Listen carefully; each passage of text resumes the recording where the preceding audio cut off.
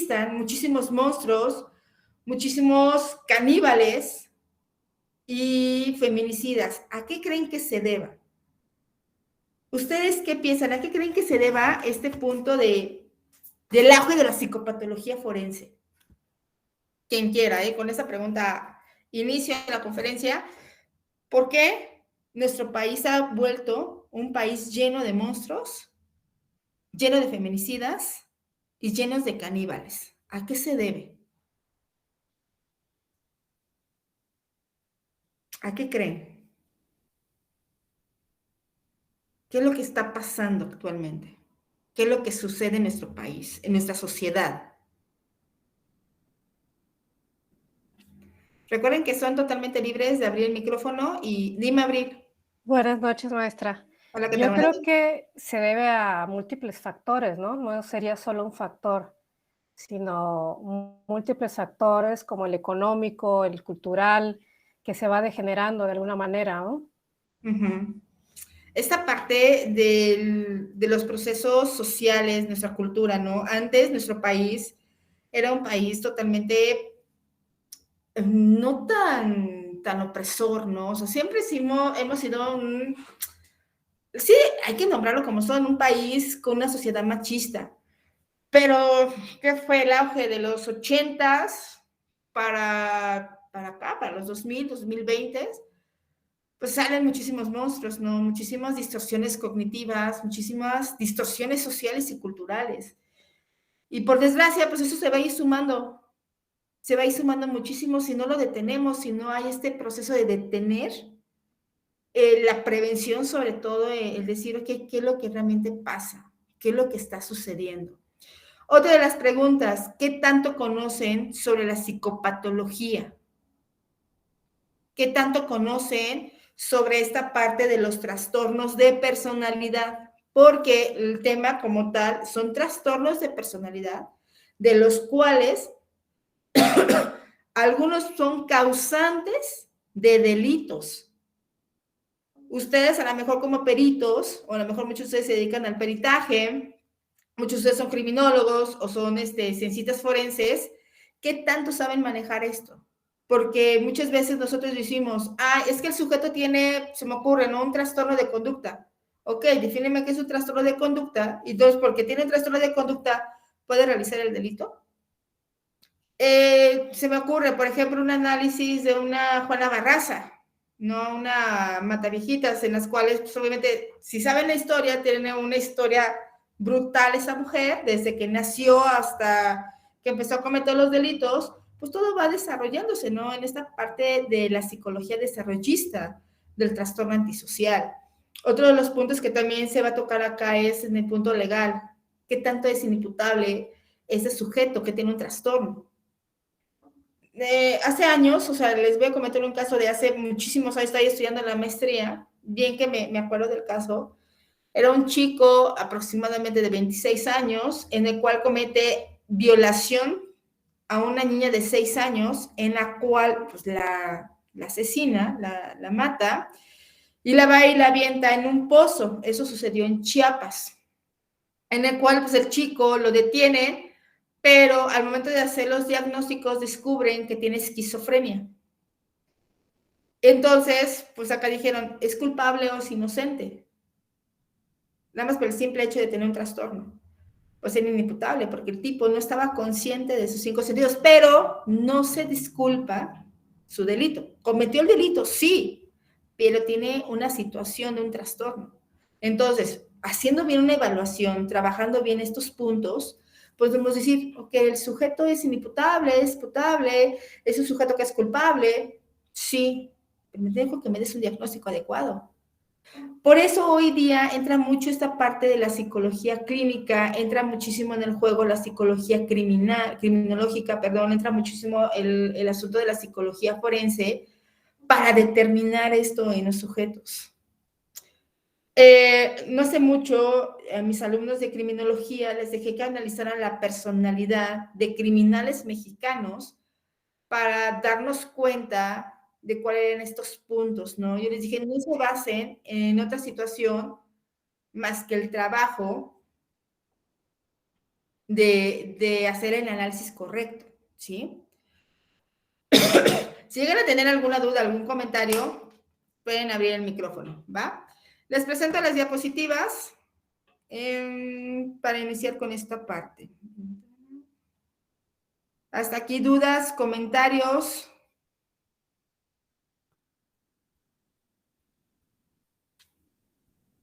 Ok.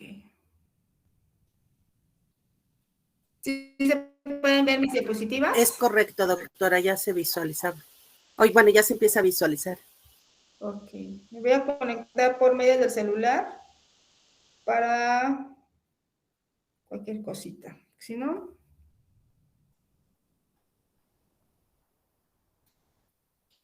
Ok, ¿sí se pueden ver, Erika? Es correcto, se visualizan bien. Bien. Iniciamos con esta parte, ¿no? El punto de la psicología forense. ¿Qué trastornos se asocian a las conductas delictivas? Del público que está presente, me gustaría escuchar la definición. ¿Cómo me podrían dar la definición de lo que es la psicología forense? Inicio con esto. Para ustedes, ¿qué sería la psicología forense? ¿De qué se encarga? Porque una cosa es la psicología criminológica, otra cosa es la psicología forense.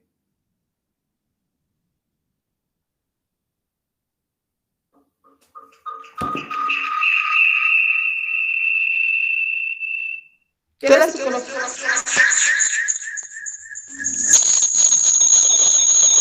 ¿Qué es la psicología forense para ustedes? Se está viciando su audio, maestra. Sí, listo. Creo que ahí no está viciándose. ¿Qué es la No, ya psicología sí, está forense? bien.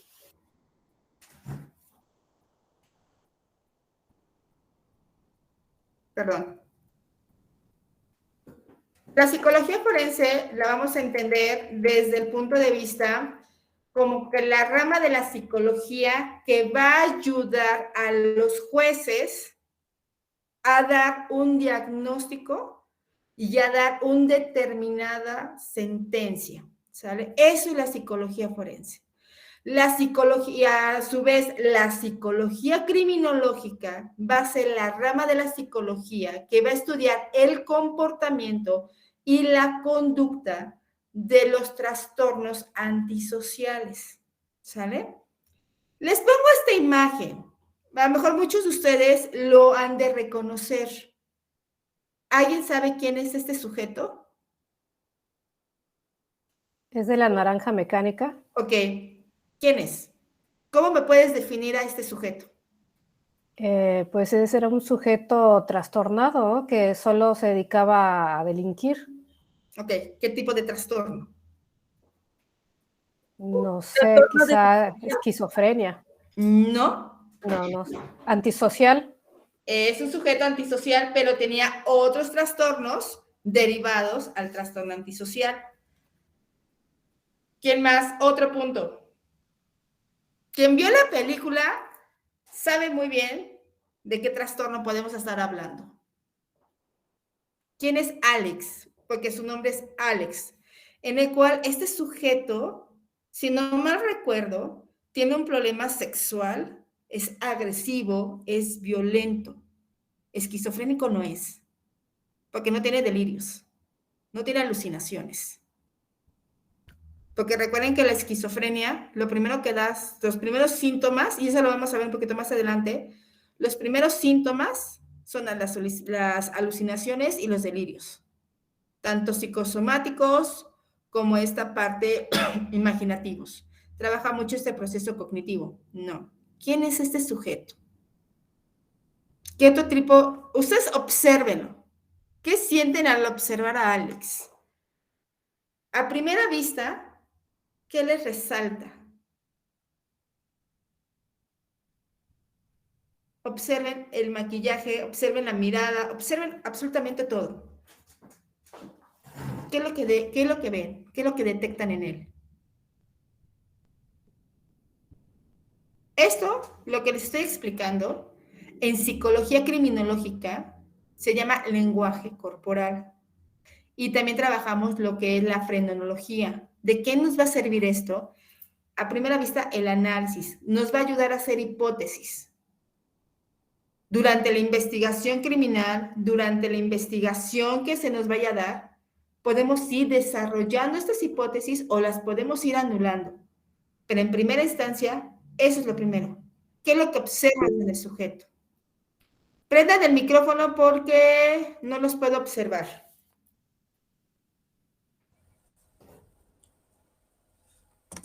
Hay un mensajito de Abril de Nazaret Navarrete Montero, dice, es desafiante y provocador. Desafiante y provocador. Bien, otro punto. ¿Qué más les provoca?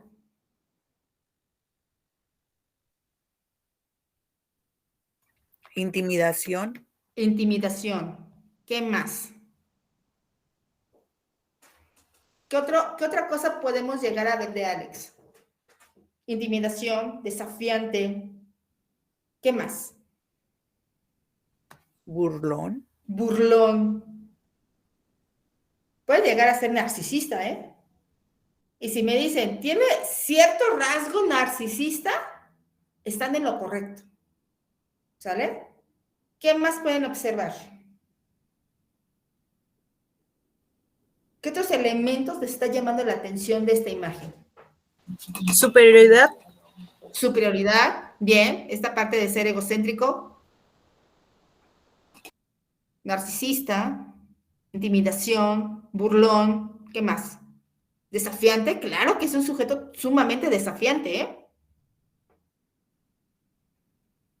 Es un sujeto sarcástico. Ya les estoy dando síntomas, ¿eh? Ya les estoy dando síntomas. Ahora, si yo les pregunto en este momento, ¿qué diagnóstico me podrías dar de este sujeto? ¿Qué trastorno me darían? ¿Psicopatía? Psicopatía. Un psicópata. Bien, ¿otro? Antisocial de la personalidad. Antisocial. De hecho, el antisocial, déjenme decirles que entran en todos, ¿eh? Todos los sujetos que han cometido delitos o todos los sujetos que han llegado a cometer crímenes entran en el trastorno antisocial. Pero bien, ¿qué otro? ¿Qué otro diagnóstico me darían? Aparte de la psicopatía, aparte del antisocial, ¿qué otro trastorno de la personalidad le podrían incluir a este sujeto?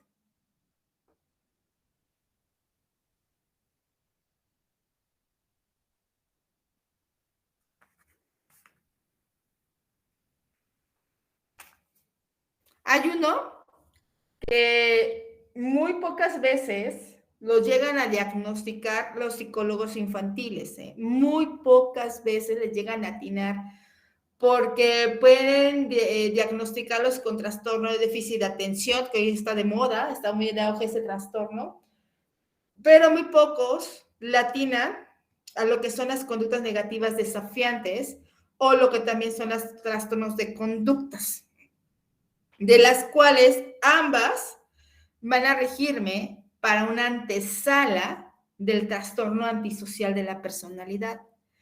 Para que nosotros podamos entender el comportamiento criminal del sujeto, hay que hacer una revisión de su pasado para entender cuáles son las causas principales del por qué el sujeto se está comportando de esta manera. Porque no solamente hizo el delito por hacerlo, no, hay una causante, hay un por qué, hay un para qué. ¿Para qué lo hiciste? ¿Por qué asesinaste? ¿Por qué violaste? ¿Por qué robaste? ¿Por qué secuestraste? ¿Sí? Siempre va a existir y las respuestas típicas van a ser los porqués. Acá yo cambiaría ese cuestionamiento de la investigación criminal. ¿Para qué lo hizo? ¿Qué generó en él? ¿Qué lo motivó a él a cometer este delito? A lo mejor fue una falla biológica, no lo sabemos. Puede haber sido una falla psicológica o puede haber sido una falla social, ¿sí? De las cuales este sujeto cometió los delitos. Porque Alex en la película me habla de un sujeto muy perverso sexualmente hablando, es un sujeto egocéntrico, narcisista, con un trastorno de conducta negativa desafiante, está manejando esta parte de una conducta antisocial, sí, pero él no estaba solo.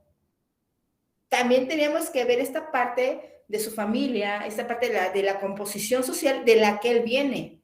Entonces, al momento de nosotros estar analizando una psicopatología, sí, tenemos que checar la parte actual, pero también hay que estar checando sus antecedentes. Porque a lo mejor nosotros como peritos nos van a llegar y nos van a decir, oye Isa, necesito que me hagas el análisis de, ¿quién se me ocurre? De Óscar Guzmán García, el monstruo de Toluca. Ok, empiezo a hacer el análisis, pero también necesito conocer los antecedentes, y no solamente lo digo yo, muchos autores desarrollistas de la criminología, puedo nombrar a ingenieros, puedo nombrar a Quirós, puedo nombrar a César Lombroso, que es el padre de la criminología, puedo mencionar a Alfredo Jiménez, que es victimólogo, a Vicente Garrido, que ellos mencionan en sus teorías, no solamente es basarnos en la actualidad, sino es basarnos en las causas principales que provocan que el sujeto cometa el delito, ¿sí? ¿Cuál es la causa principal? Por eso al momento de que yo empiezo a trabajar los análisis de la psicopatología criminal, quiero saber antecedentes. ¿Qué tipos de antecedentes? ¿Cómo fue de niño? ¿Qué tipo de familia tenía? ¿Cuáles eran las causas en las cuales él empezó a tener estas distorsiones de la realidad? Para conocer las causantes del desarrollo del trastorno. Porque todos los trastornos tienen una causa específica del desarrollo. No se desarrollan de la nada, no, hay una causa principal. ¿Cuáles son esas causas? Puede ser un psicotrauma. Me tomo, por ejemplo, a un monstruo de Ecatepec, a una Juana Barraza, a un Óscar Guzmán, a un Gumaro de Dios, que es el caníbal de la Guerrero, de Playa del Carmen, el caníbal de la Guerrero, entre tantos monstruos caníbales que hay acá en México, hay una causante de su trastorno, ¿sí? No solamente es diagnosticarlo, porque se nota y fue así. No, eso a mí no me sirve para hacer un buen análisis criminal. Retomando esta parte de los trastornos, en la parte del derecho vamos a encontrar lo que es la conducta inimputable, ¿sale? En la cual esto va a ir determinada en la base para decir el sujeto es 100% culpable o no lo es. ¿A causa de qué? De su situación psíquica, ¿sí? Por ejemplo, retomo como base a Claudia Migajos. No sé si conocieron el caso de Claudia Migajos. ¿Saben quién es Claudia Migajos? No. Es la Llena de Querétaro. Es un caso de 1989 en la cual fue muy nombrada en México y se le conoce como la Llena de Querétaro porque asesinó a sus 3 hijos a puñaladas. Y ella, de por sí ya venía con sus problemas en la psique, ella la diagnostican con esquizofrenia paranoica, en la cual en una de sus tantas crisis, ella comete el hecho de asesinar a sus hijos, asesinó a Claudia, a Arturo, y no me acuerdo su hija, la más pequeña, apuñaladas, ¿no? Ella, al momento de su crisis, despierta, pregunta por sus hijos, pues obviamente ya está en el hospital. Dice, mis hijos, ¿dónde están mis hijos? Pues ya estaba consciente de lo que había pasado. La llegan a la mente en hacer eso. El juez en ese momento, pues estoy hablando ya del sistema penal antiguo, y dice, no, es que fue infanticidio. Sí, pero la señora tiene esquizofrenia. No estaba consciente. Dice, no, se me va 30 años al bote. Perdón, se va 30 años de prisión. Ni siquiera llevó un tratamiento adecuado a su trastorno. Hoy lo que estamos viendo, esta parte de la psicología, es ayudar a los sujetos criminales a tener una rehabilitación adecuada a sus trastornos. No solamente es el hecho de tiene esto y por eso es inocente. No, jamás. O sea, sí cumplí, sí hiciste el delito, pues vámonos, vamos y pagas el delito. Pero tu rehabilitación va a estar de acuerdo y va a estar generada a tu diagnóstico. Tuve un maestro que es criminólogo y trabaja en Santa Marta, Catitla, y él lo estaba preparando para estas cuestiones de las entrevistas con los internos. Y en la cual él nos dice, el hecho de que la interna haya tenido un trastorno, eso nos va a derivar y nos va a ayudar muchísimo a una rehabilitación adecuada a, no solamente someterla, no solamente es decir, eres culpable o eres inocente. Eso se va a encargar la parte del derecho, decir si eres culpable o eres inocente. En cuestiones de la psicología criminológica y de la psicología forense, es ayudar a los abogados a retomar este punto, de decir si es totalmente culpable o no lo es. Y a través de esto ayudar al sujeto a retomar y hacerse consciente de sus situaciones. Hasta aquí. ¿Vamos bien? ¿Dudas? ¿Preguntas? ¿Comentarios? ¿Audiencia? ¿Vamos bien? Si alguien tuviera alguna duda, puede activar su micrófono, hacer uso de la voz, o bien puede escribirnos en el chat. Gracias. ¿Vamos bien hasta acá? Sí, jóvenes. Bien. La parte de derecho, vamos a encontrar lo que es la parte de la inimputabilidad. ¿A qué se refiere este término? Se vincula a la condición inimputable. Un sujeto inimputable es aquel que no responde penalmente a un ilícito que cometió, ya que no está en condiciones de comprender su accionar o las consecuencias de este. ¿A qué se refiere esto? En el cual la parte del derecho nos dice, él es inimputable cuando no estás consciente de lo que pasó. ¿Sí? No eres responsable penalmente del ilícito. Hay un caso que fue muy sonado acá, es que tengo muchísimos casos. ¿Recuerdan el caso de Christopher Raimundo, el niño que lo asesinaron sus primos en Chihuahua? ¿Alguien recuerda ese caso? Perdón. ¿Alguien recuerda ese casito? Es un niño de 6 años, se los comento rápido, es un niño de 6 años que vivía atrás del penal de Chihuahua, en el cual sus vecinos, por decirlo así, eran familiares de él.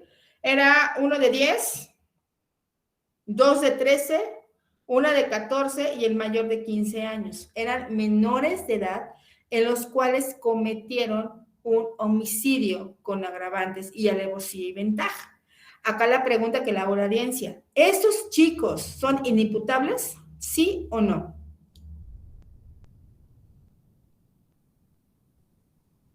No. ¿Por qué no?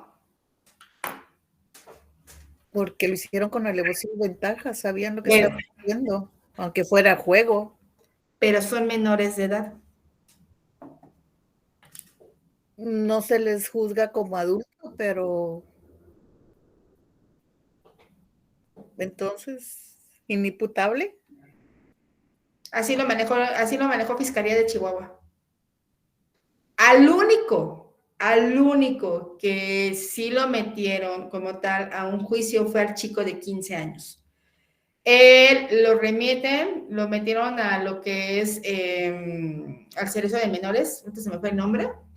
Lo metieron, cumplió su condena de 3 a 5 años y después ya medidas cautelares solamente. A los otros 4, uno de ellos presenta retraso mental leve y las otras chicas que también cometieron la parte de la situación del homicidio, DIF las remite a la parte de psicología, terapias psicológicas durante 2-3 años de manera continua y hasta ahí se acabó el caso.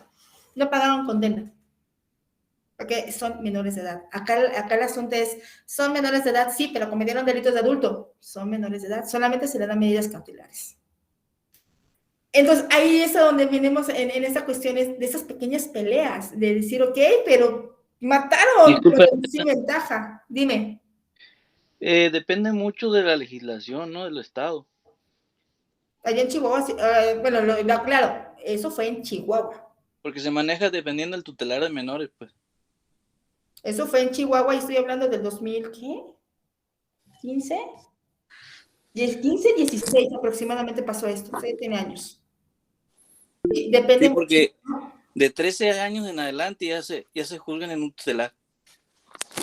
Ya, pero eso no tiene mucho que sucedió. Pero es el caso que yo escuché de este chico de 15 años, no. De hecho, el único que cumplió la condena fue el chico de 15 años, nada más. Sí, es que se hacen evaluaciones. Uh-huh. Y al dependiendo chico, del caso es la responsabilidad. la responsabilidad. Y el chico de 13 años, que tiene retraso mental, DIF sí lo recogió. O sea, el DIF le dijo a los papás, tiene retraso mental, entonces se va con nosotros, se va a una rehabilitación y se perdió el caso. O sea, después ya no pasaron más, hicieron las investigaciones, pero ya no supe más de la situación. Pero sí me quedó muy clavado. Dependiendo de la gravedad del caso, es como se les va juzgando. Como al de 15 años se espera que cumpla la mayoría y se procesa como tal. Sí, pero esa es la situación, o lo menciono.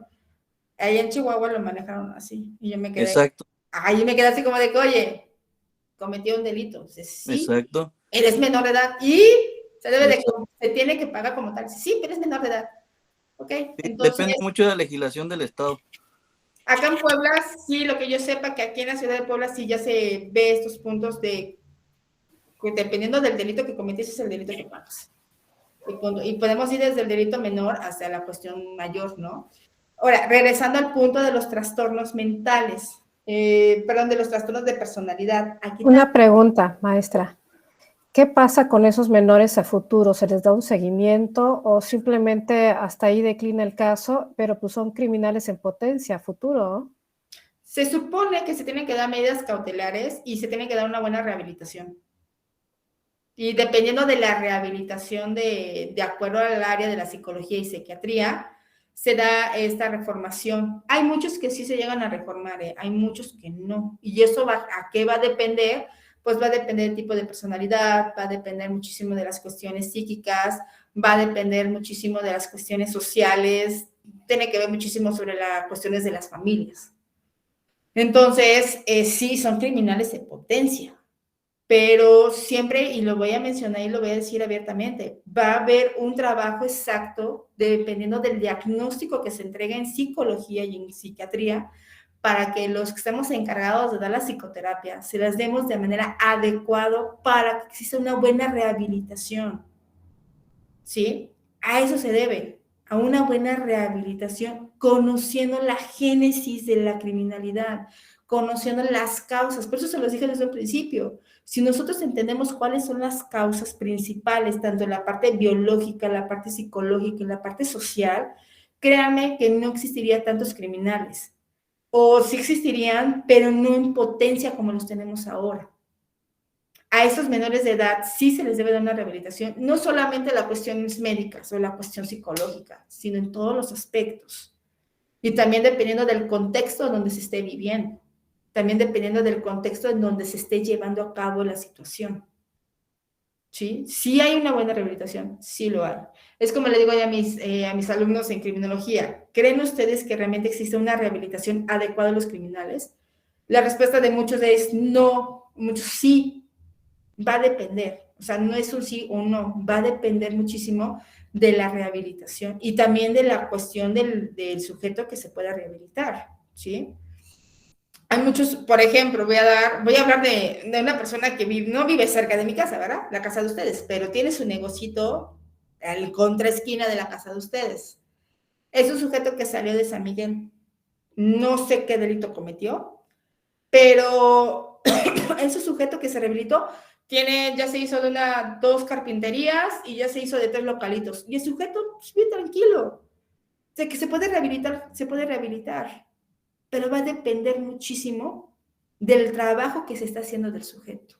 Y también va a depender muchísimo de qué tipo de trastorno estemos hablando. ¿Sí? ¿Sí contesté tu pregunta? Sí, maestra, gracias. Ok.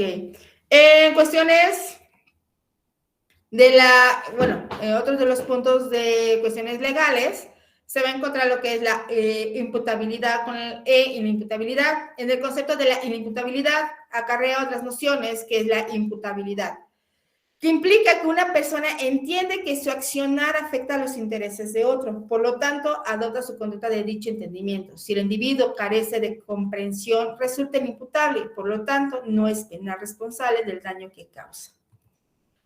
Esta parte de la imputabilidad y la responsabilidad penal dentro de la psicología forense. En el ámbito de la psicología forense, la psicopatología es el estudio de las causas, síntomas, evolución y tratamiento de los trastornos mentales en relación a la conducta delictiva o criminal.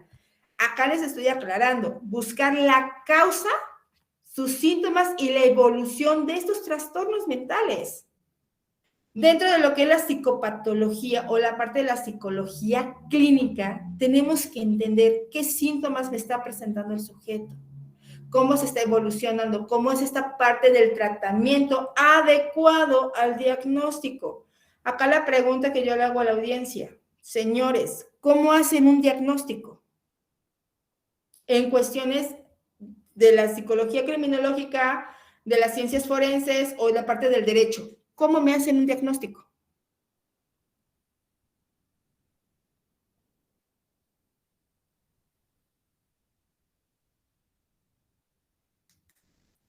¿Qué técnicas me aplican para el diagnóstico? ¿O cómo hacer un diagnóstico criminal? Dime, Nayeli. Anayeli, perdón. Pues usualmente lo que yo tengo entendido es triangulando la información que ya se tiene de su, pues de las generalidades del delito, de su historia de vida, lo que se conoce, la entrevista y la aplicación de una batería de pruebas. Ok, ¿qué tipo de entrevista se aplica? Porque no es cualquier tipo de entrevista. ¿Qué tipo de entrevista están aplicando? ¿Qué tipo de batería están aplicando? Bueno, en el caso de las baterías depende mucho pues en primera del delito, del tipo de la edad de la persona y de los requerimientos. Ok, acá les voy a dar, por ejemplo, dentro de lo que es la entrevista criminológica, se aplica lo que es una entrevista clínica, aplicando y analizando las 5 áreas, la individual, la familiar, la escolar, laboral y por último esta parte de los síntomas del proceso clínico. Luego viene lo que es una batería de pruebas psicométricas que actualmente se están ocupando el MMPI o lo que es el Minnesota. El Minnesota se está aplicando ya en cuestiones de áreas criminológicas para determinar la peligrosidad del sujeto.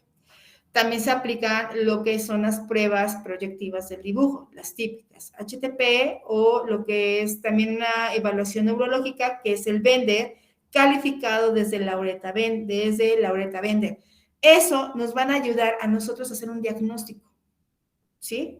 En la entrevista, si ustedes hacen buenas preguntas, si hacen una entrevista bien, créanme que ya no es necesario aplicar pruebas.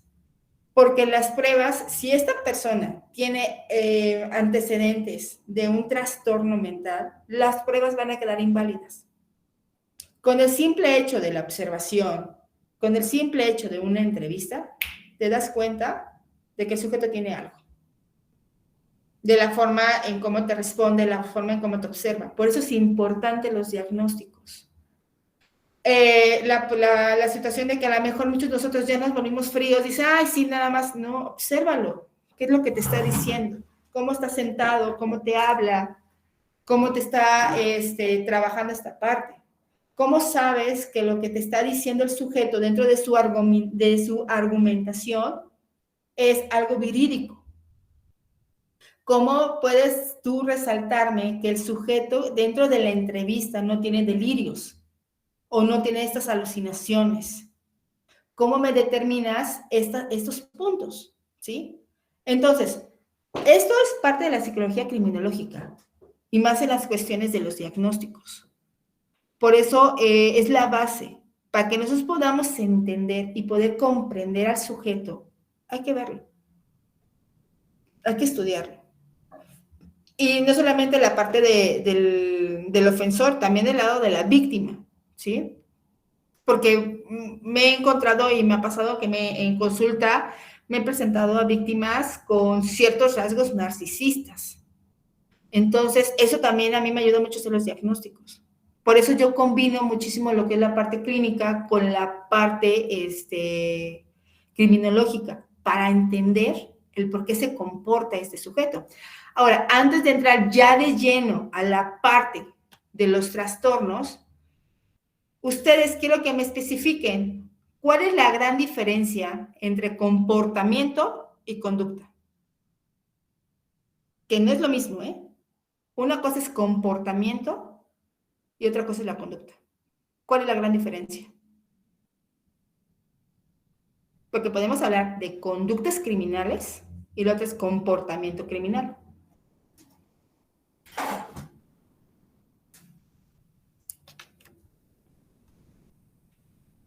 ¿Cuál es la gran diferencia?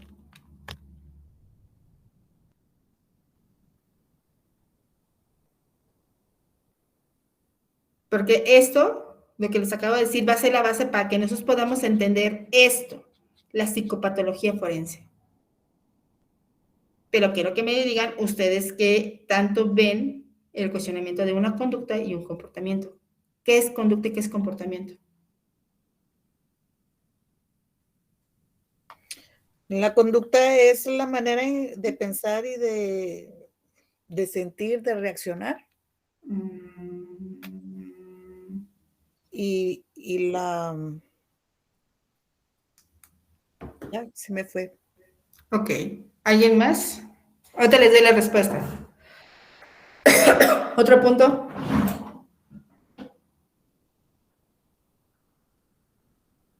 Para hacer los diagnósticos en cuestiones criminológicos, no. Se ve desde la parte biológica y desde la parte social, perdón, de la parte psicológica, ¿sabe? La conducta, como bien se refiere, es biológica. Y el comportamiento es completamente social y psicológico. Por eso, en ocasiones, dentro de lo que es la psicología, entramos en esta situación de controversia. Los psicólogos analizamos conductas y comportamientos. La conducta la voy a basar desde el proceso biológico. ¿Cómo está compuesto tu cerebro? ¿Qué es lo que sucede en tu cerebro, en el sistema límbico, en el sistema periférico, en el anatómico? Para que yo pueda determinar el por qué te estás conduciendo de esa manera.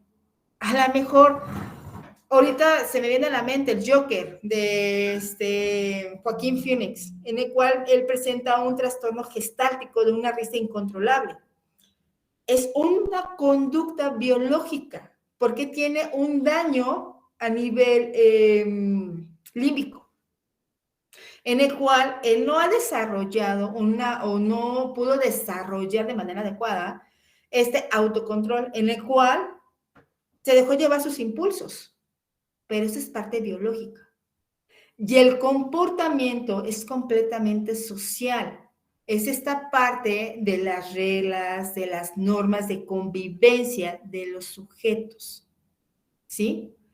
Entonces, para la psicopatología forense y la psicopatología debemos de entender esta gran diferencia, porque al momento que nosotros estemos diagnosticando a un sujeto con X trastorno de personalidad, tenemos que decir, mi sujeto está presentando un trastorno explosivo. Ok. Bien, tiene este trastorno explosivo intermitente, en el cual se está dejando llevar por sus impulsos, por esta parte emocional, ¿sí? En el cual este sujeto, por estar enojado, llegó, empujó a la esposa y la esposa se llegó y se pegó en la cabeza y pues se quedó, o sea, asesinó a su esposa, pero él estaba enojado, estaba en un descontrol. ¿ok? Estamos hablando de una conducta. El comportamiento ya es algo más controlable, es algo que llevas con reglas, es algo que se está trabajando ahí, ¿sí? ¿Sí me entienden esta diferencia? Entonces, al momento que nosotros estemos diagnosticando, tenemos que trabajar estos puntos. ¿Qué voy a diagnosticar? ¿Conducta o voy a diagnosticar comportamiento? Me voy a diagnosticar conducta. Entonces, tu base va a ser biológica para que me determines las causas biológicas del trastorno. ¿Sabes qué? No, me voy a basar a conducta. Entonces, dame todas las bases psicosociales para un diagnóstico de conducta. ¿Sí? ¿Vamos bien acá? ¿Dudas? ¿Comentarios?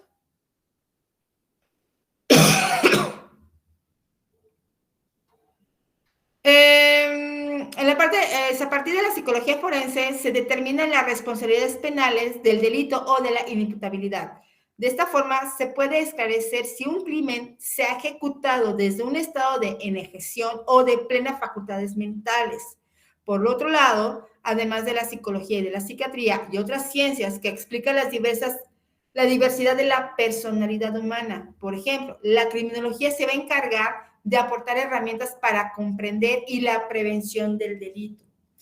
Acá también esta base de determinar las teorías de la personalidad.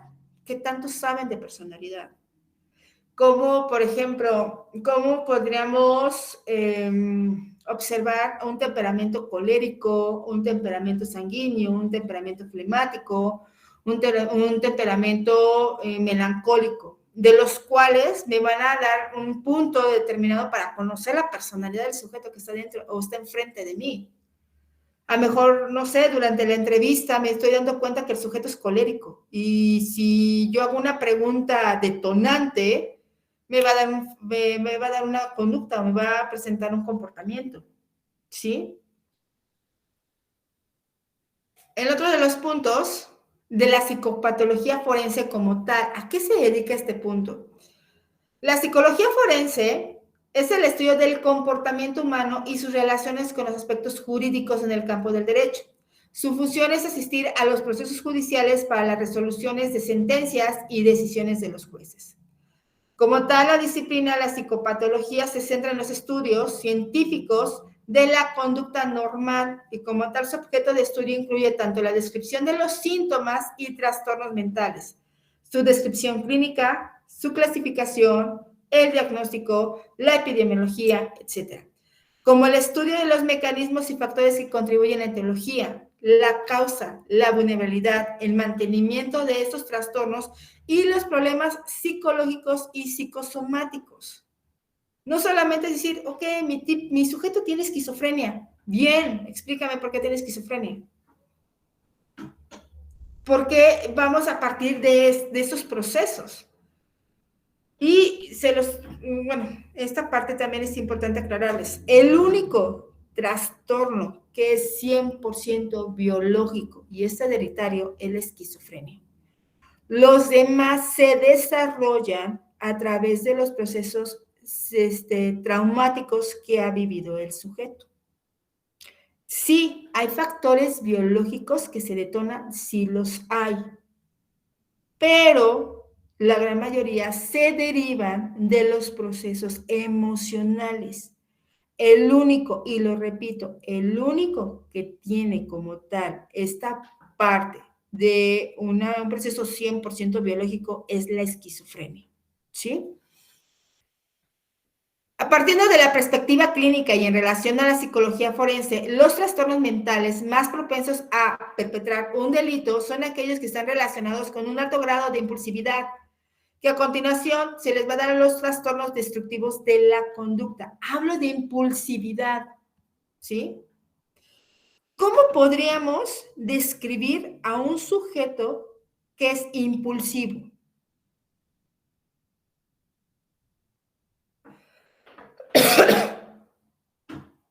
¿Cómo es un sujeto impulsivo? Denme un ejemplo, el que ustedes quieran y se les venga a la mente. Un personaje que haya sido totalmente impulsivo. Analicen, ¿quién podría ser un sujeto que se deja llevar por sus impulsos y por sus emociones? Y que puede ser colérico. Eddie Kemper. Ok, bien. ¿A otro más? Si vemos a algún mexicano, algún criminal mexicano, que sea impulsivo, intolerante, que se deje llevar por sus emociones y que pueda llegar a presentar trastornos de conductas.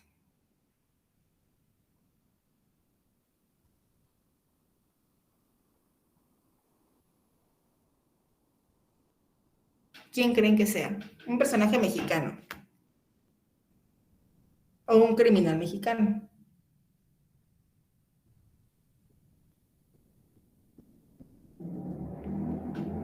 Alfredo, dame cuenta.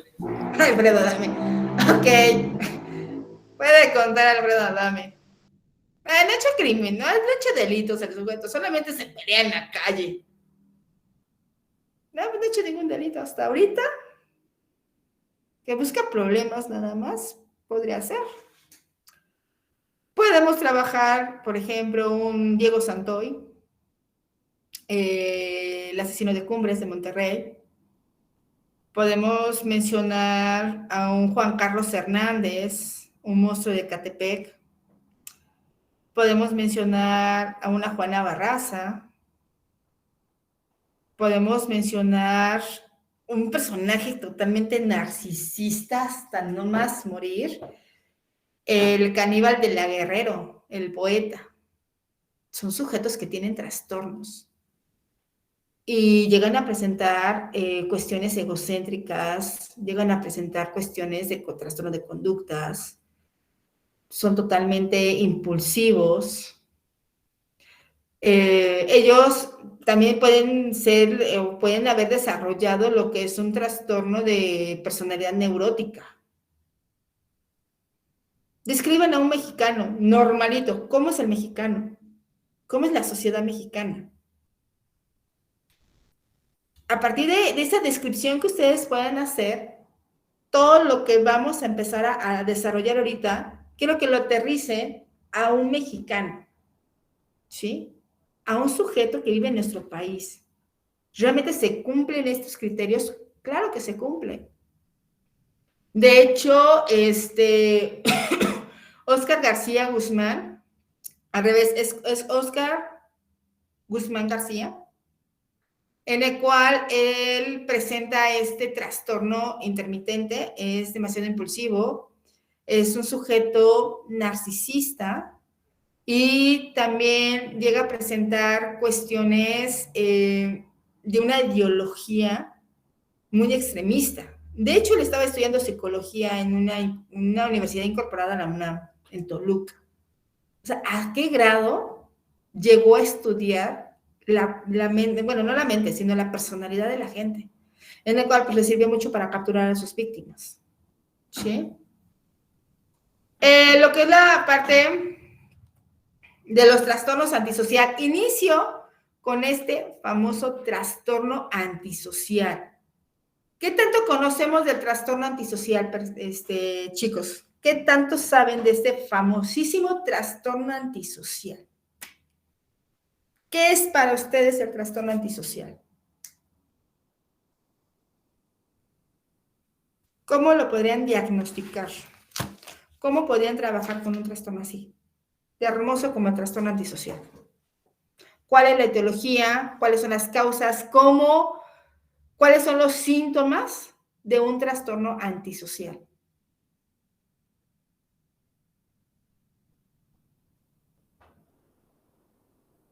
¿Qué tanto saben de ese trastorno?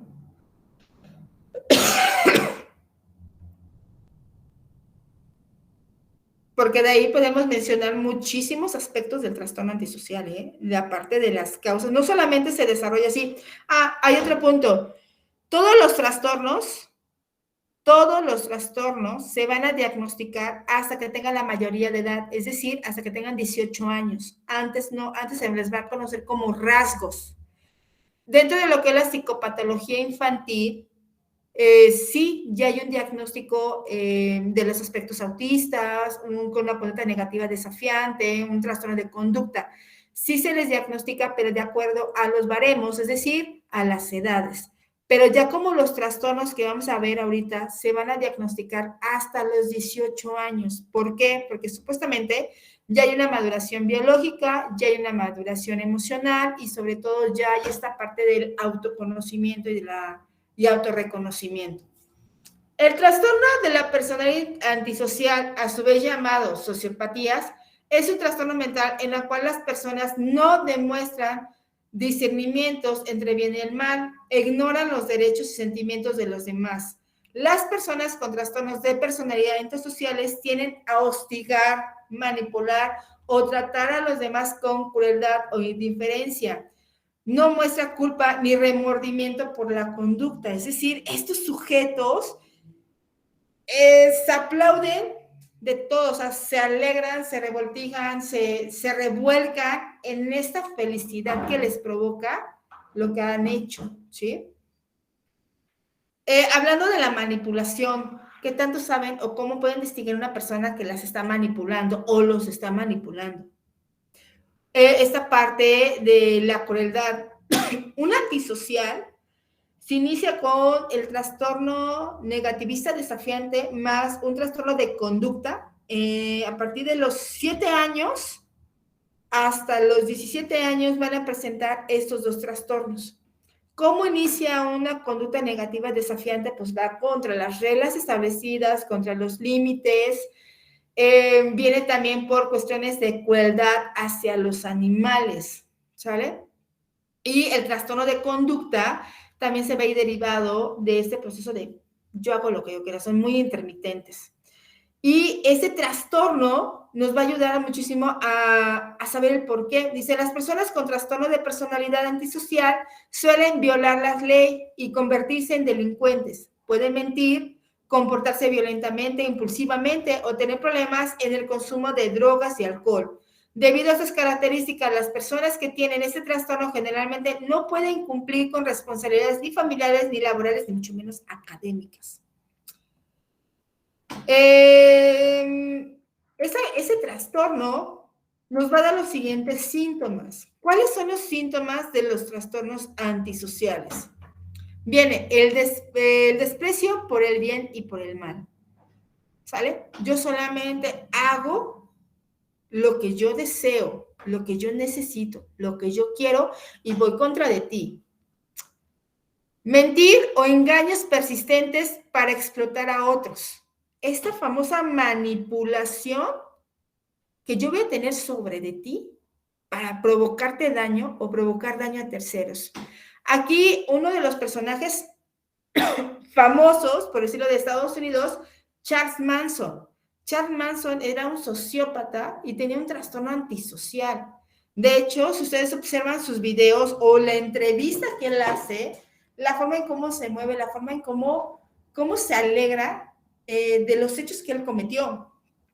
Y ser insensible, cínico, irrespetuoso con los demás, usar un encanto para la manipulación de otros beneficios o placer personal, la arrogancia, sentido de superioridad y ser extremadamente persuasivos, problemas recurrentes a la ley, incluidas conductas delictivas, violar repetidamente los derechos de los demás a través de la intimidación o de la deshonestidad, impulsividad o falta de planificación, hostilidad, irritabilidad importante, agitación, agresión y violencia. Esos son algunos síntomas que se van a llegar a presentar en los sujetos que están diagnosticados con trastornos antisociales. ¿Cuáles son las causas principales de este trastorno? La personalidad es la combinación de los pensamientos, emociones y las conductas que hacen que cada persona sea totalmente únicas. Pero aquí hay que entender también este concepto de los pensamientos. ¿Qué tipo de pensamiento has tenido o tienes? ¿Cómo distinguir un pensamiento positivo a un pensamiento negativo? Esos pensamientos recurrentes, ¿de dónde nacen? ¿Por qué estás pensando de esa manera? Emociones, pasa lo mismo. ¿Qué emociones te implica pensar en hacer daño? Existen emociones positivas y las emociones negativas. Se desconoce la causa exacta de ese trastorno de la personalidad antisocial. Sin embargo, lo que se detalla a continuación podría estar involucrados. La parte de los genes. pueden ser vulnerables y presentar un trastorno de la personalidad antisocial y las situaciones de vida pueden desencadenar su desarrollo. Factores familiares. No solamente la parte genética, sino la parte de la convivencia. No sé, puede ser que de niño haya pasado por familias violentas, agresivas, puede haber desarrollado heridas, puede haber pasado por situaciones de que su madre, un desapego con la madre, un desapego con la figura paterna. Está involucrado todos esos puntos. Y tenemos que también analizar la parte de sus sistemas, micro, macro, exo, endosistemas, para determinar qué es lo que sucedió con este sujeto. Durante el desarrollo del cerebro se puede haber presentado cambios en el modo en el que su cerebro funcione. Enfermedades, una caída. En la parte biológica, en cuestiones del trastorno antisocial, por lo regular, siempre van a presentar un problema en la COF, que es la COF, la corteza orbifrontal, que es la que controla conducta, controla comportamiento y el raciocinio. ¿Dónde está ubicada lo que es la corteza orbifrontal? Esa es la parte frontal. La partimos, a partir de acá, todo esto lo vamos a conocer como la COF. Puede haber daños por un golpe, en el cual me va a provocar una situación de un deterioro en cuestiones biológicas, ¿sale? ¿Cuáles son los factores de riesgo para el desarrollo del trastorno antisocial? Ciertos factores parecen aumentar el riesgo de sufrir el trastorno de personalidad antisocial, como el diagnóstico de un trastorno de conducta infantil, antecedentes familiares de trastornos de personalidad antisociales u otros trastornos de personalidad o trastornos de salud mental, maltratos y descuidos durante la infancia, una vida inestable, violenta o caótica durante su infancia. Si nos damos cuenta, desde aquí podemos empezar a determinar las causas del por qué el sujeto se volvió antisocial. ¿De acuerdo?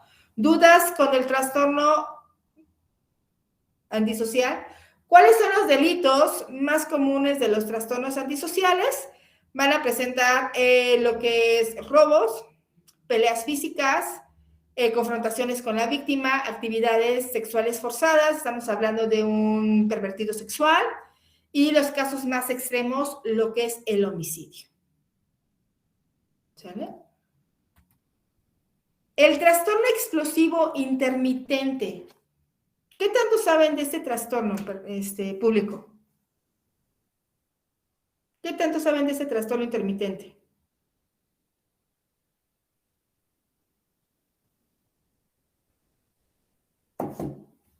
¿Es la primera vez que lo escuchan? ¿Ya lo habían escuchado antes?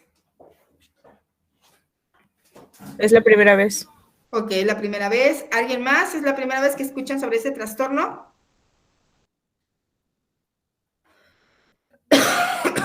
¿A qué le suena trastorno explosivo intermitente? Ok, la primera vez que lo escuchan. Bien. ¿A qué le suena? Así como tal el título. ¿A qué le ¿Son suena? episodios de ira? Son episodios de ira. Bien. ¿Qué otro? ¿Qué otro punto podemos encontrar de este trastorno intermitente? De hecho, hay una película que siempre me encanta ver y analizarla. No sé si la han visto, se llama Hay que hablar de Kevin. En el cual es una película obligada para los psicólogos y más para el área de la criminología, en la cual nos va a dar a entender lo que es el trastorno de conducta y el trastorno de explosivo intermitente. Este trastorno, una situación, son los que se les llama como una llama corta, ¿no? Esta situación de exploto porque exploto y ya no me importa nada, quien esté enfrente, lo único que quiero es explotar y desquitar lo que traigo. Sí, es desquitar, no sé, me hicieron enojar, por ejemplo, llego del trabajo, ¿no? Soy de carácter muy fuerte, mis hijos me empiezan a molestar, Y llega un momento que digo, ¡ay, ya! Exploto, pero no solamente exploto con gritos, sino exploto con golpes. Agarro el cinturón, ya los estoy pegando, o ya los amarré y los aventé en el cuarto, están sangrando. No sé, se me ocurre así de esa forma extremista. Esos son los sujetos que tienen trastorno explosivo. ¿Y cómo lo vamos a diagnosticar? De la siguiente manera. El patrón de este trastorno es una impulsividad caracterizada por una excesiva irritabilidad y rabia incontrolable. Los delitos que pueden estar ligados a esta conducta están relacionados con la propiedad y la integridad física. Se trata de un trastorno incluido dentro del grupo de control de los impulsos, un área donde también se destacan otras afectaciones como la piromanía o la cleptomanía. En estos casos, la falta de control de los impulsos pueden desencadenar episodios agresivos sin premeditación o con posterior remordimiento, ¿sí? En la cuestión de cleptomanía es estas personas que roban, o sea, tienen este cuestionamiento de robar y no se dan cuenta que están robando, ¿sí? La piromanía es las personas que les gusta el fuego, encender las famosas fogatas y encienden la casa o pueden encender. De hecho, muchos de los accidentes de la naturaleza se pueden dar por sujetos que tienen esos trastornos de piromanía, esta obsesión por el fuego. La cleptomanía es la obsesión de robar. También el trastorno de la conducta negativa desafiante viene en cuestiones del trastorno de personalidad de explosiva intermitente. Viene de la mano porque vamos a jugar dos roles, la parte obsesiva y la parte compulsiva.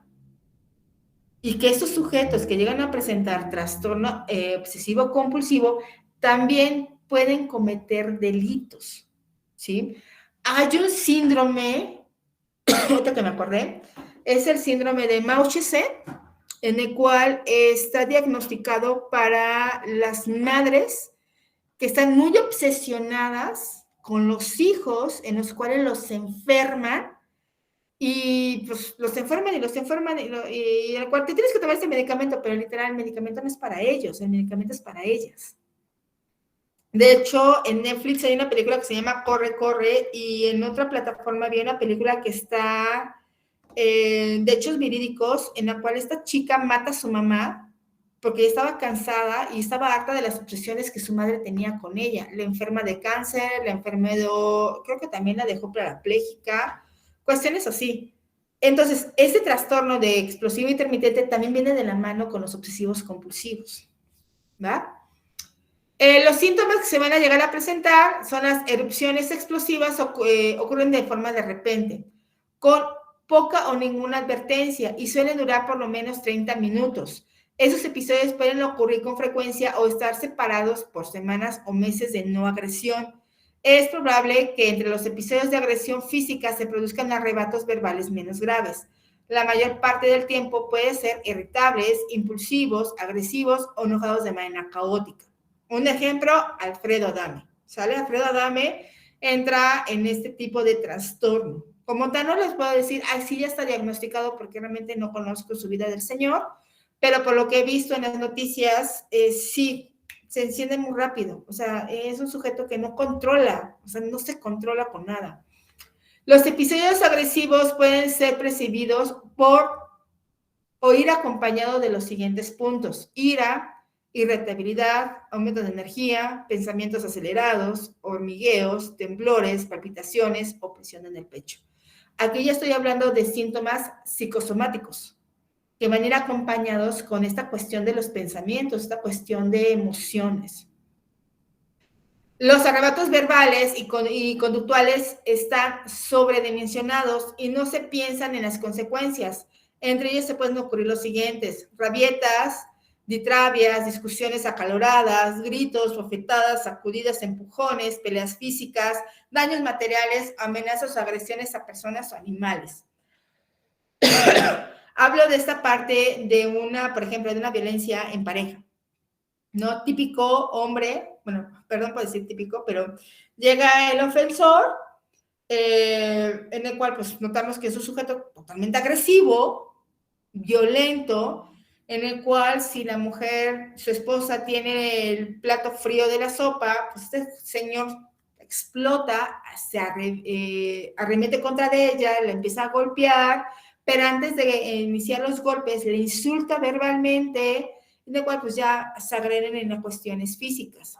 Hay una película que se llama Cicatrices, es una película mexicana, en la cual el sujeto, que es el personaje de Rodrigo Abed, habla sobre el trastorno explosivo intermitente, en el cual pues este explota de manera inmediata. ¿Cuáles son las causas? El trastorno explosivo intermitente puede comenzar en la infancia, después de los 6 años o durante la adolescencia. Es más frecuente en adultos jóvenes que en adultos mayores. Se desconoce la causa exacta del trastorno, pero probablemente se debe a una serie de factores ambientales y biológicos. El entorno, la mayoría de las personas con este trastorno crecieron en familias donde el comportamiento explosivo y el abuso verbal y físico eran totalmente comunes. Es decir, pues ya era algo habitual, ¿no? El hecho de tener a mi papá gritando, a mi mamá gritando, consumiendo drogas, violencia física, violencia sexual, pues para mí ya es algo normal. Entonces, en esas familias, pues no hay control, no hay límites, pues, ¿qué esperas del hijo, no? También en esta etapa entra, a lo mejor se lo llegan a conocer como el síndrome de niño emperador. El síndrome de niño emperador es un síndrome de una conducta de este tipo. Están expuestos al tipo de violencia a temprana edad, aumenta la posibilidad de que los niños exhiban los mismos rasgos a medida que maduran. La parte genética, quizás exista un componente genético que provoque el trastorno que se transmite de padres a hijos. Quizás, o sea, no es algo 100% genético. Las diferencias en cómo funciona el cerebro. Ahí sí, es probable que exista una diferencia en la estructura de la función y la química del cerebro en las personas con trastornos explosivos intermitentes en comparación con personas que no sufren el trastorno. Puede haber una situación bioquímica, por ejemplo, la falta de un neurotransmisor, que puede ser la serotonina, la dopamina, el GABA, la noradrenalina y falta la oxitocina.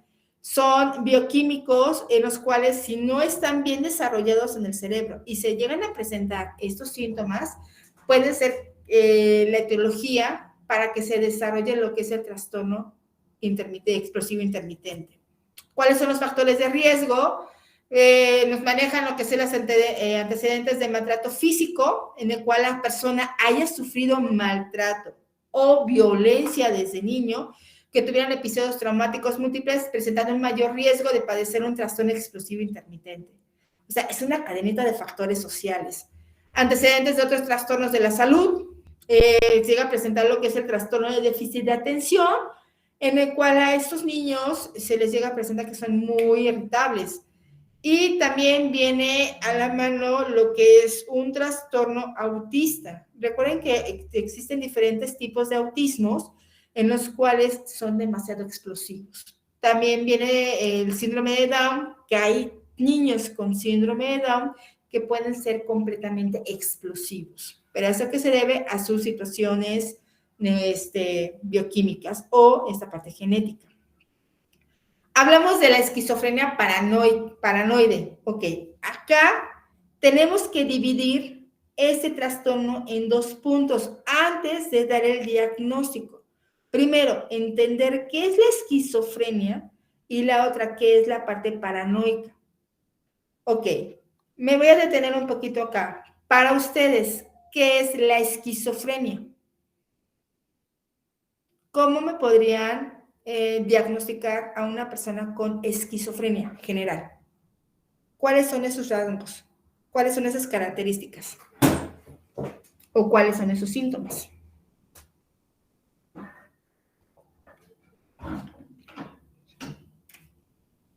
¿Cuáles son los síntomas de una esquizofrenia? Hay una disociación de la personalidad. Ok, una disociación de la personalidad. ¿Qué otro punto? No percibe la realidad como es. No percibe la realidad como es. ¿Qué otros puntos podríamos encontrar de la esquizofrenia? ¿Existen delirios? Sí, y es de factor Deterioro. genético. Son factores genéticos también. Son factores genéticos, se presentan los delirios, se presentan alucinaciones. ¿Qué tipos de esquizofrenia conocen? Porque recuerden que hablamos de una esquizofrenia general, ¿no? Ahora vienen las combinaciones de la esquizofrenia, que la esquizoide, la esquizotípica, lo que es la esquizofrenia desorganizada y lo que es la esquizofrenia paranoica. Ahora, hablemos del trastorno paranoico. ¿Cuáles son los síntomas de un trastorno paranoico?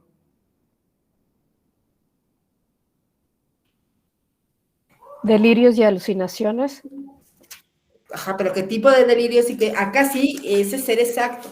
¿Qué tipo de delirios y qué tipo de alucinaciones? De persecución o estar todo el tiempo en peligro. Ok. También viene con esta parte de ideaciones o más bien de distorsiones cognitivas, ¿sale? De estos pensamientos que están generados en la parte de la paranoia. Ahora, junten estos dos trastornos en uno, que es la esquizofrenia paranoica, de los cuales se van a llegar a presentar diferentes síntomas en los cuales nosotros tenemos que decir, ok, ¿qué es lo que sucede con este paranoico? Nos menciona, la esquizofrenia paranoide y otras psicosis también pueden asociarse a actos delictivos. Además, sus características como la pérdida de la realidad, la manía persecutoria o la suposición hacia el resto desencadenan en muchos de casos en los trastornos antisociales añadidos, ¿sale? Hablamos de la pérdida de la realidad. Como les había yo comentado, el caso de Claudia Migajos. Claudia Migajos, rápido les cuento su historia, era Miss Sinaloa en los años 70, 80, más o menos, y desde ahí ya viene derivada lo que es su esquizofrenia, porque la línea materna es quien llega a presentar este trastorno. Su hermano, uno de los hermanos presentó síndrome de Down. Uno de los factores familiares en los cuales a ella se le detona lo que es la esquizofrenia es que su madre es fanática religiosa. Es decir, es como tal una fanática religiosa de la religión católica. Claudia Migajos llega, se casa con Arturo, en el cual a sus 19 años ya hay factores detonantes en los cuales ella tiene síntomas esquizofrénicos paranoicos. Se casa con Alfredo, empieza a tener problemas y tiene problemas, empiezan a nacer sus hijos y cuando su hijo tenía entre 10 a 5 años, a ella se le detona la esquizofrenia paranoica y se le detona por una pelea que tiene con Arturo su marido, en el cual pues ya venía arrastrando todos estos procesos. Entonces, entendiendo este ejemplo, nos vamos a ir ya a lo que es la parte de lo que son los síntomas. La esquizofrenia implica una serie de problemas de pensamientos, la parte cognitiva, de comportamientos y emociones. Los signos y síntomas pueden variar, pero generalmente implica fantasías, alucinaciones o un habla desorganizada y refleja la capacidad deficiente de vivir normalmente. Entre los síntomas se pueden incluir los siguientes: fantasías, alucinaciones, pensamientos desorganizados, comportamientos de motor extremadamente desorganizados o anormales y síntomas negativos. ¿Cuáles son las causas? Las causas son completamente biológicas, es una combinación genética y es una combinación del proceso ambiental. Los problemas en ciertos químicos del cerebro se producen naturalmente, como lo que los neurotransmisores llamados las dopaminas y el glutamato. Pueden contribuir a la esquizofrenia. Los estudios de las imágenes cerebrales muestran los diferentes en estructura del cerebro y el sistema nervioso central con personas con esquizofrenia. Es decir, nuestros pacientes van a tener problemas en esta parte, hablándose desde la base biológica. Y obviamente, con la base social o con nuestro sistema, van a empezar a ver todos estos problemas. Los factores de riesgo, antecedentes familiares de esquizofrenia, algunas complicaciones durante el embarazo y el nacimiento, como malnutrición, exposición a toxinas o virus que pueden afectar al desarrollo del cerebro. El consumo de drogas que altamente son psicoactivas o psicotrópicas durante la adolescencia y la juventud. Hoy se habla también sobre el consumo de cannabis, el consumo de la cocaína, el consumo de las metanfetaminas. Eso también nos van a dar causas o son causantes del trastorno esquizoide, ¿sale? Pero se le conoce como psicosis tóxica. Aguas porque la psicosis tóxica también viene con ciertos síntomas esquizofrénicos. ¿Cuáles son los delitos que se llegan a cometer con ese trastorno? Pues hablemos de un homicidio, hablemos de un robo, o hablemos de una situación de una perversión sexual. O la parte del canibalismo. Terminamos con esta parte del trastorno limítrofe de la personalidad. ¿Qué tanto saben ustedes sobre este trastorno? El TLP. TLP. ¿Lo conoce? ¿Han trabajado con pacientes con trastorno limítrofe de la personalidad? ¿O han tenido a su alcance algún expediente que estén diagnosticados con el trastorno limítrofe de la personalidad?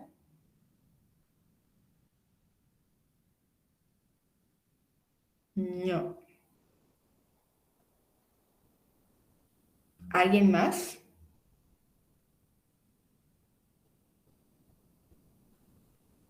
Es el más común, ¿eh? Créame que de todos los trastornos que estamos hablando ahorita, ese es el más común, el trastorno limítrofe de la personalidad. En el cual clínicamente lo pueden confundir con bipolaridad. No es lo mismo. Porque va a haber delincuentes que tienen bipolaridad, ¿eh? O va a haber delitos que se cometen con el trastorno bipolar y va a haber delitos que se van a cometer con el trastorno limítrofe de la personalidad. ¿Qué tanto conocen de ese trastorno?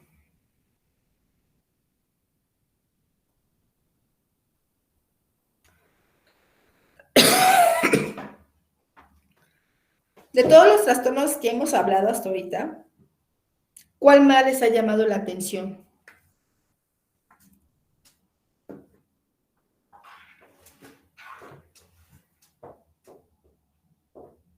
¿Cuál les ha generado más interés?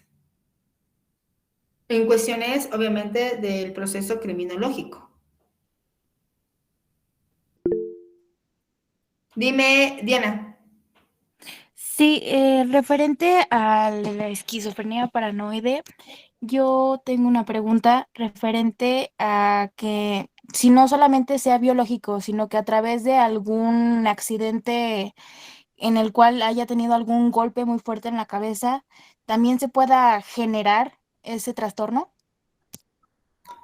En cuestiones, sí, pueden desarrollar lo que es la esquizofrenia, siempre y cuando el golpe haya sido en la COF, en la corteza bifrontal.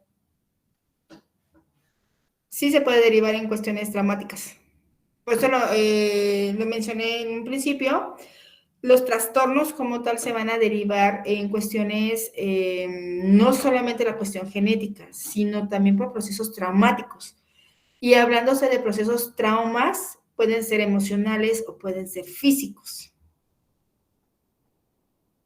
Por ejemplo, en el caso de Juan Carlos Hernández, el mozo de Ecatepec, durante sus primeros 10 años de vida era un chico, pues obviamente que sufría violencia psicológica, violencia verbal, violencia sexual, por parte de la madre y por parte de su vecina, en los cuales él menciona en la entrevista que tuvo una caída de, si no mal recuerdo, de un piso o de unas escaleras, pero él menciona que cae directo al concreto, o sea, su cabeza pegó en el concreto, todo. Si ustedes observan una foto de Juan Carlos, esta parte de acá la tiene sumida, esto. Y a partir de ahí, lo que menciona Juan Carlos es que él empieza a ver un perro negro. Es una alucinación. En el cual, pues, el perro nunca existió. Y a partir de ahí él empieza a tener estas pequeñas alucinaciones, esta parte de los delirios. Según él se vuelve un niño muy inteligente, empieza a subir calificaciones entre la primaria, termina la secundaria, termina la prepa. Lo más curioso es que entra a las guardias presidenciales en el ejército, dura aproximadamente 2-3 años, llega a tener un grado de sargento y se deserta de repente del ejército y por una situación de amor o un desamor que él tuvo, y es a donde se le brota, o sea, más tiene este proceso del brote psicótico, pero sí, de hecho puede ser por procesos traumáticos. Y hay que derivar qué tipo de trauma es el que trae el sujeto encima. En la parte biológica, pues obviamente tiene que venir con la línea para saber si no hay familiares o hay antecedentes familiares referente a las cuestiones de herencia. Si no las hay, entonces nos vamos a derivar a cuestiones del trauma. ¿Qué tipo de trauma tiene el sujeto o vivió el sujeto en cuestiones emocionales y en cuestiones físicas? ¿Sale? ¿Sí respondí a tu pregunta? Sí, ahora, entonces, a partir de la esquizofrenia, o bueno, por lo que usted menciona, que después del golpe empieza a subir calificaciones, empieza a mejorar, ¿hay un incremento de la inteligencia aparentemente o sí realmente hay algo o solamente es una ilusión? No se puede comprobar porque no hay datos verídicos. Lo único que se rige es lo que nos menciona el paciente. Por eso se pone en duda. Pero la cuestión de que él entra al ejército, eso sí es verídico. Porque sí hay como demostrar que perteneció al ejército y más a las fuerzas, ¿cómo se llama? Las guardias presidenciales. Y para que entres a una brigada de guardias presidenciales, es que tienes que pasar todas las pruebas. ¿Qué me sorprende esta parte de cómo pasó en todas las pruebas si tiene estos antecedentes el sujeto? Pero es un aparente, o sea, realmente no hay forma de cómo verificar la información que nos dio Juan Carlos, bueno, que dio Juan Carlos en la entrevista. Pero en su entrevista sí menciona, es que ahí está el perro negro. ¿Cuál perro negro? No lo hay. Y ya en las cuestiones de su trauma es a donde empezamos a ver estos puntos, porque hay un trauma físico. Y aparte, los traumas emocionales que él vivió desde que nació hasta los 10 años, que su madre biológica lo viole y su vecina o su cuidadora, secundaria también tenga ese tipo de violaciones sexuales con él, pues también implica un proceso de trauma, en el cual, pues, júntalo todo, viene la caída, factores biológicos, y desarrolla lo que es el trastorno. ¿Sí? Sí, entendido. Muchas gracias. Sí, ok. Los demás, ¿alguna duda o comentario hasta aquí? ¿Qué otro trastorno les ha llamado la atención?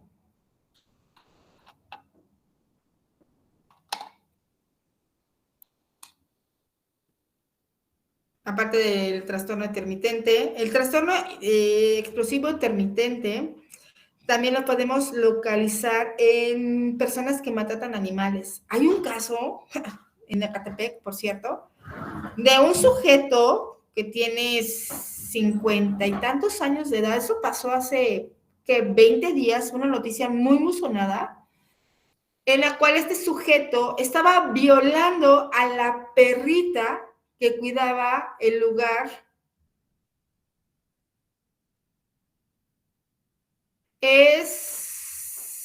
Espérame, Juan Carlos Hernández, el monstruo de Ecatepec.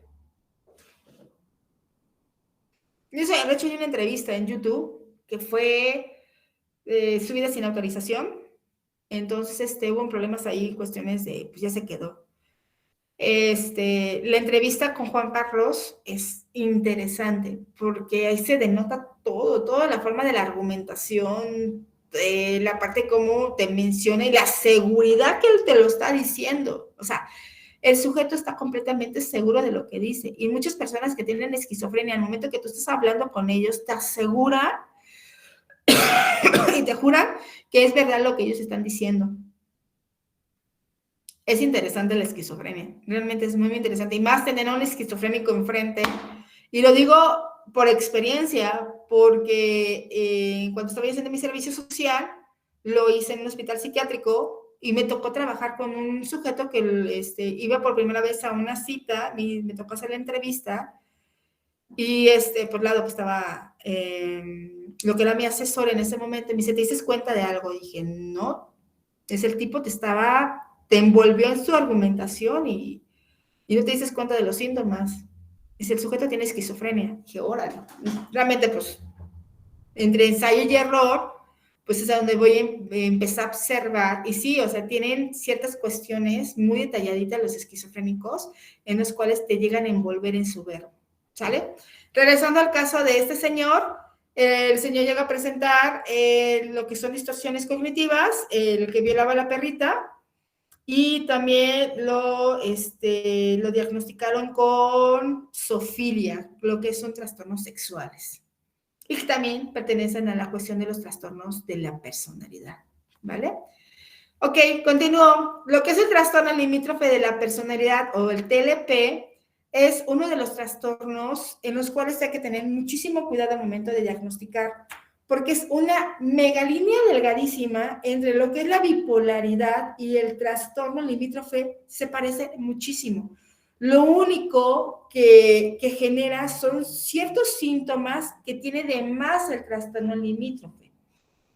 El trastorno limítrofe tiene la parte explosiva, son antisociales, les cuesta mucho relacionarse, hay intentos de suicidio, entran en sus crisis muy, muy complejas, ¿sí?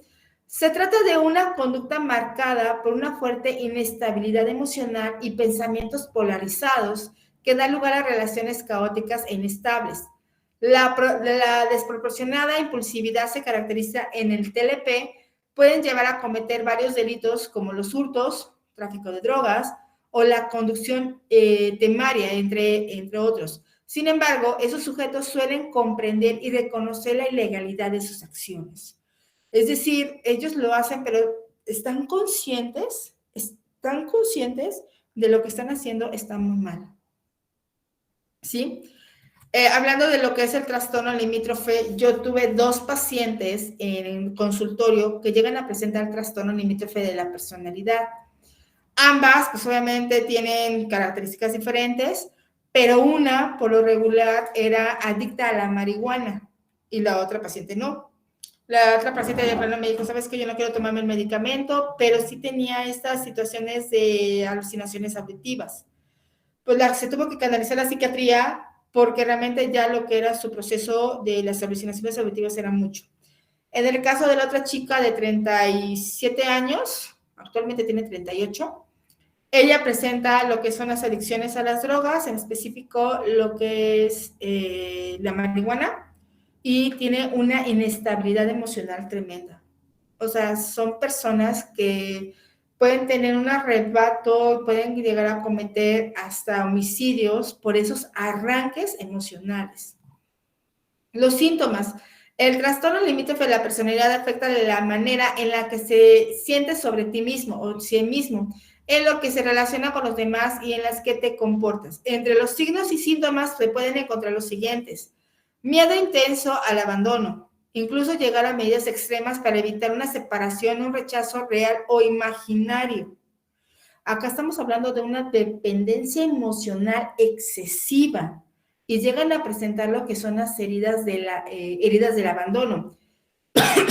Un ejemplo de ello puede ser la esposa de Juan Carlos Hernández, el monstruo de Ecatepec.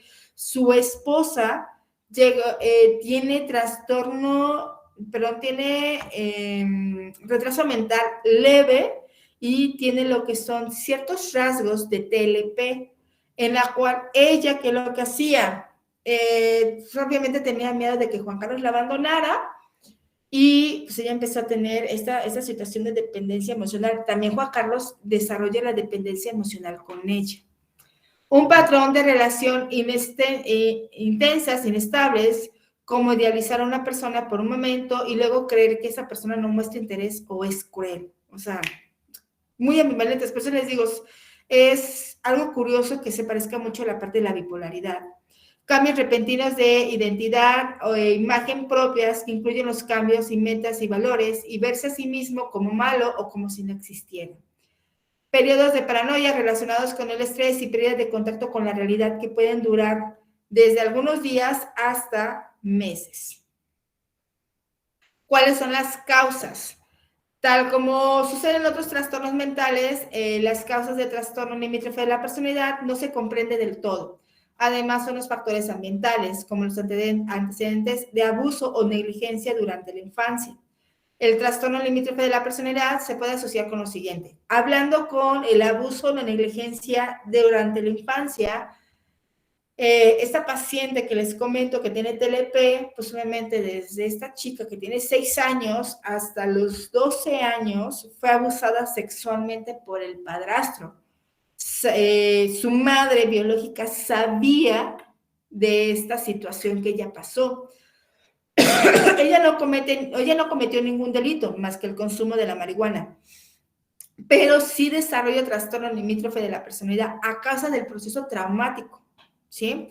La parte genética, algunos estudios llevan a cabo con gemelos y familiares indica que los trastornos de la personalidad se pueden ser hereditarios o pueden asociarse estrechamente con otros trastornos de la salud mental que ocurren con los miembros de la familia. Las anomalías cerebrales, en algunas investigaciones se han demostrado la presencia de los cambios en ciertas áreas del cerebro relacionados con las regularizaciones de las emociones, la impulsividad, la agresión. Además, algunos químicos cerebrales que ayudan a regular el humor, como la parte de la serotonina, quizás no está funcionando de manera adecuada. Otro de los puntos que llegan a presentar lo que es un trastorno limítrofe de la personalidad son intentos de suicidio, ¿sale? Esos intentos de suicidio o también el maltrato hacia otras personas. Esta chica también cometió, bueno, es que como tal, legalmente no hizo nada, pero abandonó a sus hijos con su padre. O sea, ella realmente decidió abandonar a sus hijos con el padre biológico, en el cual, pues, obviamente, ella sale de este ciclo de familia y es lo único que ha hecho. Pero la gran mayoría de las personas que llegan a cometer delitos con trastorno limítrofe de la personalidad pueden llegar desde la parte de los hurtos, pueden llegar a tener problemas graves en cuestiones legales, como faltas a la cultura, pueden llegar a tener problemas hasta cometer ciertos homicidios, o lo que son los homicidios pasionales. Porque recuerden que ella está hablando sobre síntomas de un miedo intenso al abandono, ¿sale? Entonces, estas personas pueden llegar a cometer homicidios pasionales por el hecho de tener miedo al abandono. Factores de riesgo relacionados con los trastornos de la personalidad pueden aumentar el riesgo de sufrir trastornos de TLP, puede ser la predisposición genética y la infancia con episodios de estrés. Muchas personas con ese trastorno informan que han sido maltratadas sexualmente o físicamente o desentendidas durante la infancia. Algunas personas perdieron a sus padres o fueron separados de ellos, y en la cual, pues, obviamente, viene el cuidado de unos, bueno, cuidadores secundarios en los cuales, pues, obviamente, no les tienen los cuidados adecuados, y, pues, viene esta parte del abuso de las drogas, ¿sale? Hasta aquí, en cuestiones teóricas, estamos hablando de trastornos de la personalidad referente a lo que las psicopatologías y las cuestiones que se van a derivar en procesos mentales, ¿sale? Abro lo que es el círculo de preguntas y respuestas. Si tienen alguna pregunta, comentario acerca de los trastornos que acabamos de observar. Porque por acá tengo una duda. ¿Dudas, comentarios? Dime. Yo, maestra, ¿hay algún trastorno a los que vimos que tenga más incidencia en conductas delictivas, que digan, este es el que más se presenta en acciones delictivas? El trastorno antisocial. Y junto con el explosivo intermitente. Estos dos juntos. Ok, gracias. Estos dos juntos son los que más se llegan a cometer. De hecho, la gran mayoría de los criminales llegan a presentar de base, lo que es el trastorno antisocial, acompañados de un trastorno de conducta, explosivo intermitente. De hecho, hace un año